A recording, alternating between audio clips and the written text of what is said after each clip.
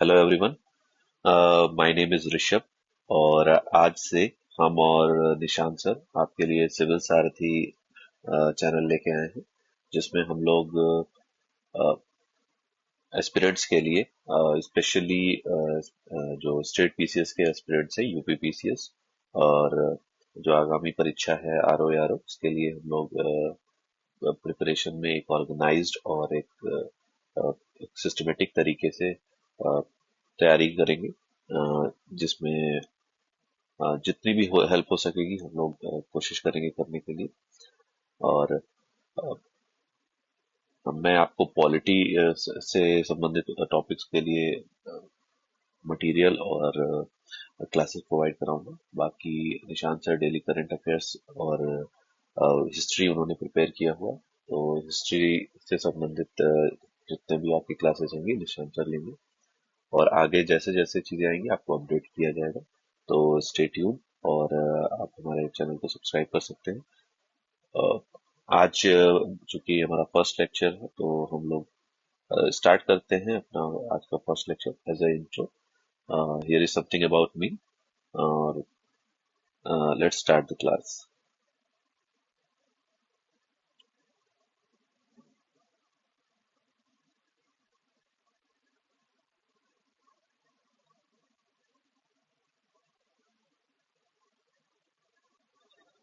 The first question is, which one of the following is not a feature of Indian federalism? और इससे संबंधित आपके पास options हैं। Court can interpret the constitution and powers of different levels of the government. Option B है, sources of revenue for the union government and the state government are specified. Option C है, power of the union and the state are specified in the constitution.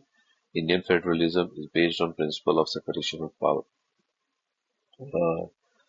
कि federation का जो concept है उसमें simple सी चीज है कि there will be two unit of the government, state government और सेंट्रल गवर्नमेंट, जिसमें दोनों जो गवर्नमेंट के स्टेक होल्डर्स हैं, दोनों में एक तरीका होता है कि वो लोग आपस में कौन सी पावर कौन एक्सरसाइज करेगा, इससे संबंधित चीजें एक डिफाइंड होती है। तो एक ट्रू फेडरलिज्म, इंडियन फेडरलिज्म, जैसे यूएस भी एक फेडरेशन है, वैसे ही इंडिया भी एक फेडरलिज्म के कॉन्सेप्ट को फॉलो करता है। तो उसमें आपको स्टेट गवर्नमेंट और यूनियन गवर्नमेंट तो अलग यूनिटी है, जैसा कि आप सब लोग जानते हैं। तो इंडियन फेडरलिज्म के कौन कौन से आपके फीचर्स हैं, ये आपको पता होने चाहिए। तो sources of revenue for union government and state government are specified, बिल्कुल है, आप इसके बारे में जानते हैं, बखूबी जानते हैं। टैक्सेशन जो हमारा है वो बहुत सारे चीजों पे स्टेट गवर्नमेंट टैक्स कलेक्ट करती है, और बहुत सारे चीजों पे यूनियन गवर्नमेंट कर करती है। और इन सबको आप रेगुलेट करने के लिए हमारे यहाँ कॉन्सेप्ट है लिस्ट की, यूनियन लिस्ट, स्टेट लिस्ट और कंकरेंट लिस्ट। बाकी दूसरा है, power of the union and the state are specified in the constitution. Simply ये हमारा जो लिस्ट है, और जिसपे स्टेट एक्सरसाइज कर सकता है अपनी पावर और यूनियन एक्सरसाइज करता है, वो लिस्ट आपको कॉन्स्टिट्यूशन में ही इनबिल्ट है। ये अपना एक पार्ट हो गया। दूसरा चीज है, इंडियन फेडरलिज्म इज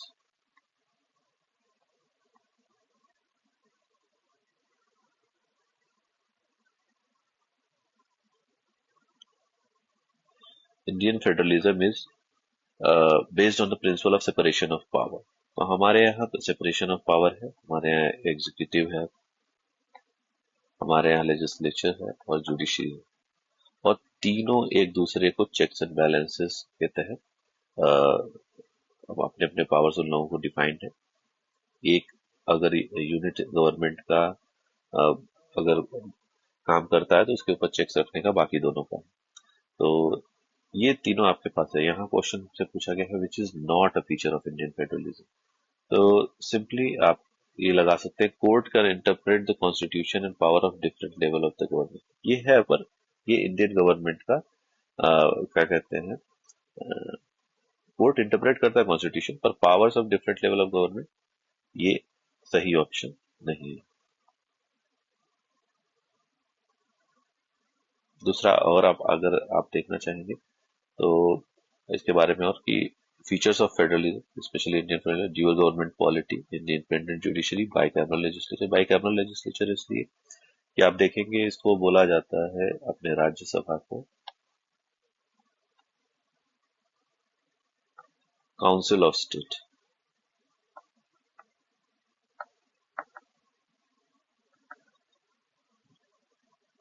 इसमें स्टेट गवर्नमेंट के जो रिप्रेजेंटेटिव होते हैं वो आते हैं स्टेट से, और स्टेट के जो मसले हैं उस पर अपना पक्ष रखते हैं, और स्टेट के जो हितों को रक्षा करते हैं, ये आप मान सकते हैं। इसीलिए legislature by division of power है, सुप्रीमेसी ऑफ कॉन्स्टिट्यूशन। कॉन्स्टिट्यूशन इसलिए सुप्रीम है ताकि अगर दोनों एंटिटी, फेडरल में यूनियन और स्टेट गवर्नमेंट में, कभी भी आपका कोई रिफ्ट होता है या कोई टकराव होता है तो कॉन्स्टिट्यूशन सुप्रीम है डिसाइड करने के लिए। रिटन कॉन्स्टिट्यूशन इसलिए ताकि सेंट्रल और स्टेट गवर्नमेंट की क्या क्या अपनी अपनी पावर्स हैं वो, मतलब क्लैरिटी रहे उसके बीच में, कोई विवाद ना हो।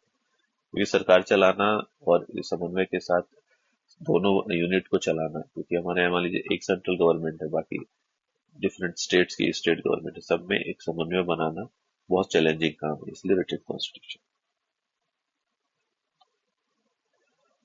अब नेक्स्ट क्वेश्चन हम लोग देखते हैं, the main advantage of parliamentary form of government is that, उसके बारे में आप सोचिए, executive and legislature work independently, it provides continuity of policy and is more efficient, the executive remains responsible to the legislature, the head of the government can not be changed without election.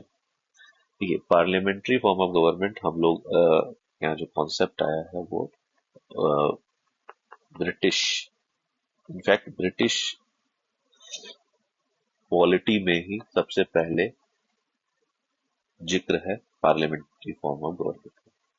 और इसका simple सा मामला होता है, आप लोग इसको रट लीजिए, क्वेश्चन ही घुमा फिरा के आता है कि जो अपना एग्जीक्यूटिव वो रिस्पॉन्सिबल होता है लेजिस्लेचर।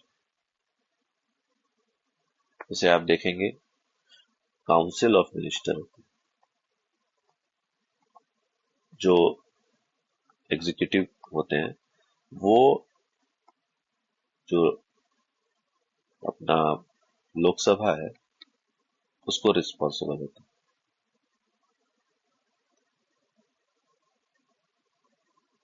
ये क्वेश्चन घुमा फिरा के कई तरीके से आता है। Parliamentary form of government simple है कि executive is responsible to legislature, कई बार दे देगा कि एग्जीक्यूटिव रिस्पॉन्सिबल टू लोकसभा, तो वो भी करेक्ट आंसर।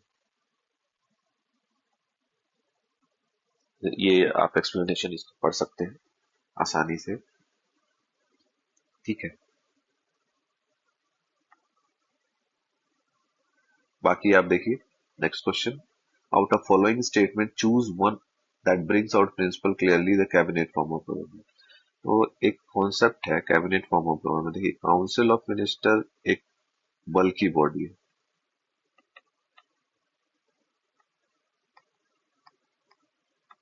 जिसमें एट ए टाइम 70 से 80 लोग मिनिस्टर रहते हैं।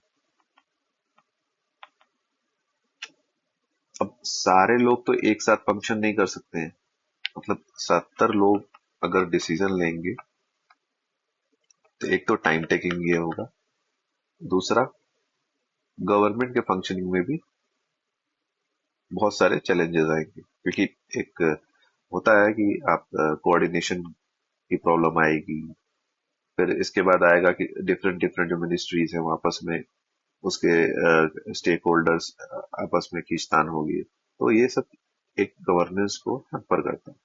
इसलिए एक डिसीजन मेकिंग बॉडी बनाई गई है कैबिनेट, जिसमें कैबिनेट रैंक के जो मंत्री होते हैं, ये जैसे headed by PM,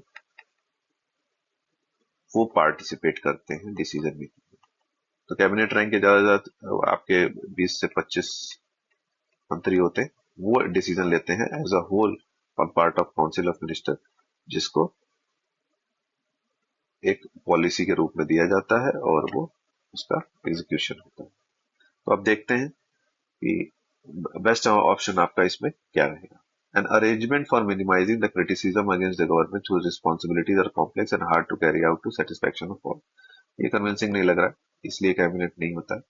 The mechanism for speeding up the activities of government whose responsibilities are increasing day by day। ठीक है, ये कन्विंसिंग लग रहा है। अगला क्वेश्चन ऑप्शन भी देख लेते हैं। A mechanism for parliamentary democracy for ensuring collective responsibility of the government to the people।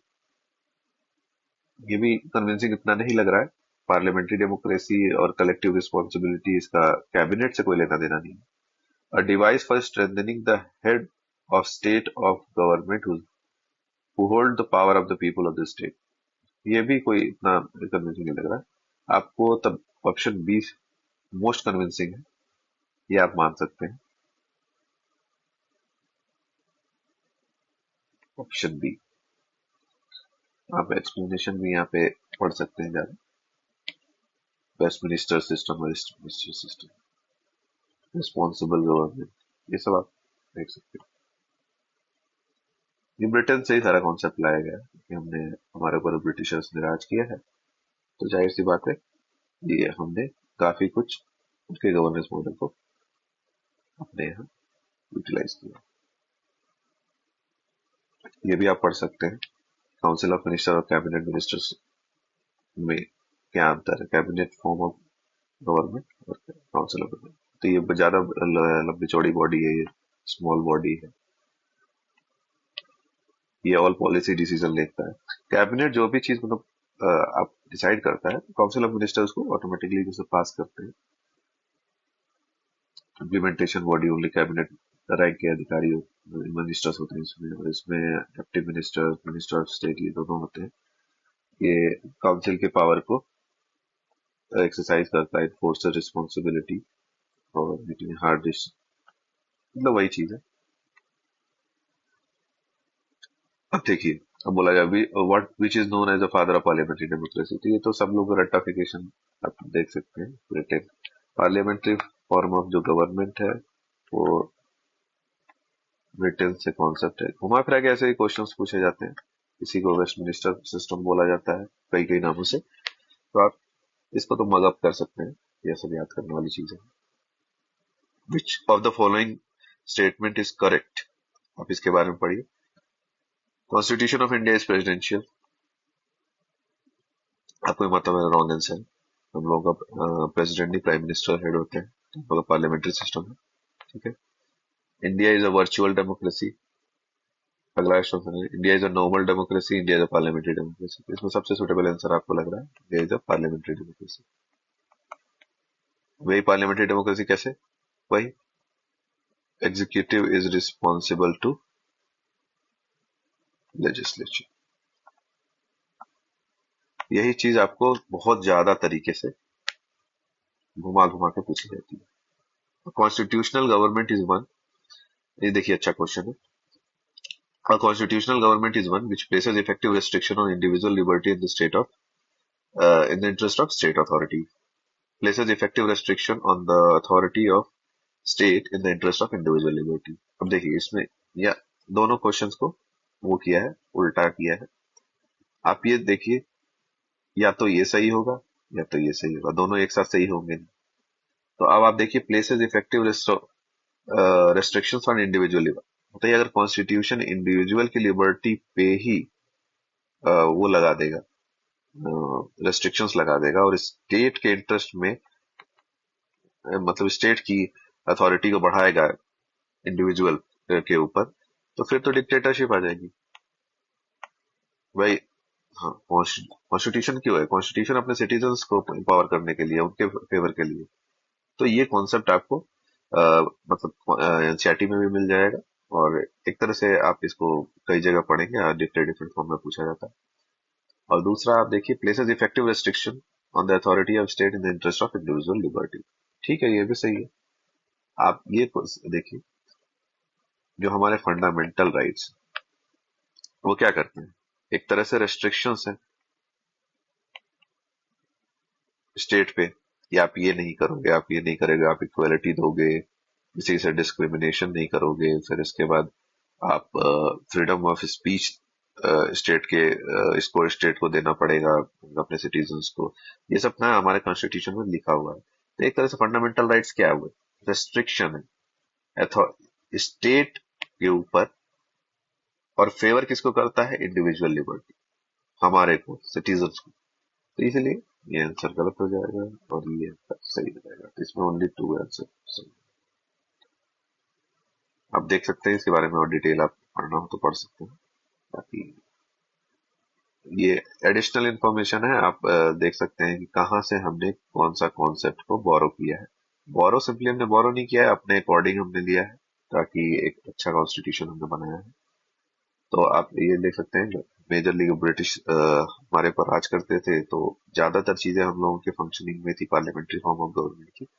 तो उनके कुछ जो अच्छे पार्ट थे गवर्नमेंट ऑफ इंडिया के, उसको हम लोगों ने लिया। उसको मगअप ही करना होगा, और तो आप जान ही रहे, ब्रिटिश कॉन्स्टिट्यूशन से हमने क्या लिया है, यूएस कॉन्स्टिट्यूशन से, आयरिश कॉन्स्टिट्यूशन से, करेंगे कॉन्स्टिट्यूशन से। तो ये आप इसको रट सकते हैं, ताकि आपको काम आए। कभी कभार के क्वेश्चन पूछा जाता है, स्पेशली यूपी पीसीएस और स्टेट पीसीएस में कई बार ये क्वेश्चन घुमा फिरा के पूछते हैं।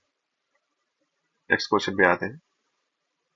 Which one of the following statement is correct regarding parliamentary form of government? देखिए फिर से यही पूछा गया, पर अलग तरीके से। Legislature is responsible to judiciary, नहीं अभी ऊपर हमने देखा। Legislature is responsible to executive, अभी देखा हमने नहीं। Legislature and executive is independent, ठीक है इंडिपेंडेंट है, पर किस हद तक, ऐसा कुछ तो क्लियर नहीं है। तो पार्लियामेंट्री फॉर्म ऑफ पूछा है तो गलत ही हो जाएगा। President is responsible to judiciary, ये तो कोई बात ही नहीं, कोई सेंस नहीं। ये बीपीएससी में ऐसे क्वेश्चन आते हैं जिसमें 5 क्वेश्चन दिए होते हैं, जो लास्ट ऑप्शन होते हैं none of the above more than above, इसमें तो नन ऑफ द एबव भी है। ठीक है, सिंपल सी बात है। पार्लियामेंट्री फॉर्म गवर्नमेंट मतलब ये जो आपका एग्जीक्यूटिव है, ये रिस्पॉन्सिबल है लेजिस्लेचर से। कभी कभी बोला जाएगा कि executive is responsible to Lok Sabha, ये भी सही आंसर है। ठीक है, नेक्स्ट क्वेश्चन पे आते हैं। तो आप इसको एक्सप्लेनेशन पढ़ लीजिए। बाकी थैंक यू एवरीवन। हम लोग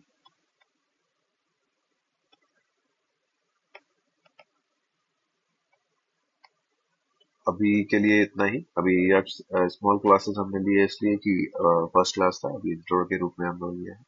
और आप सबसे गुजारिश रहेगी कि सब लोग ज्यादा से ज्यादा लोग जुड़े इस हमारे प्लेटफॉर्म से। और निशांत सर इसके बाद डेली करंट अफेयर्स लेके आएंगे, उसकी टाइमिंग बता दी जाएगी। और इसके बाद वो लगभग हर अल्टरनेट या डेली हम लोग अभी ट्राई कर रहे हैं हिस्ट्री क्लास लेंगे।